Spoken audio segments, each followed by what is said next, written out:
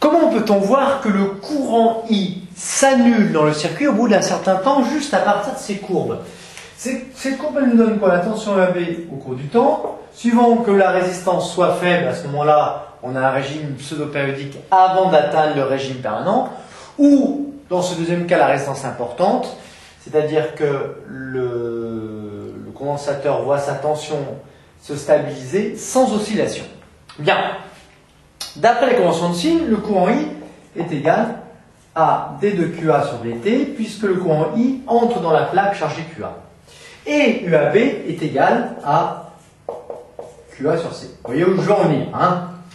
Bien, le courant I est par conséquent égal à la dérivée de QA par rapport au temps, c'est-à-dire la dérivée par rapport au temps de C fois UAB. C'est-à-dire C étant constant, capacité du condensateur en farad, grand C fois D de UAB sur DT. Bien. Qu'est-ce que D de UAB sur DT? C'est la dérivée de la tension par rapport au temps. Comment est-ce qu'on voit graphiquement cette dérivée de la tension par rapport au temps?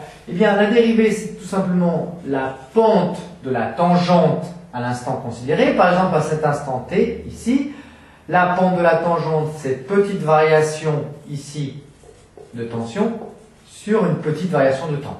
On voit qu'à ce moment-là, par exemple pour cette courbe-là, la dérivée de UAB par rapport au temps n'est pas nulle. Mais qu'est-ce qui se passe? Quand UAB devient constant, eh bien, la dérivée par rapport au temps, elle s'annule. Donc, au bout d'un temps assez important, au bout de 5 taux, hein, vous savez en règle générale, hein, environ au bout de I peu différent de 5 taux, eh bien, le courant est nul. Pourquoi? Parce que la dérivée de UAB par rapport au temps, pour un temps T supérieur à 5 taux, est pratiquement nulle. La pente de la tangente à la courbe UAB en fonction du temps est nulle.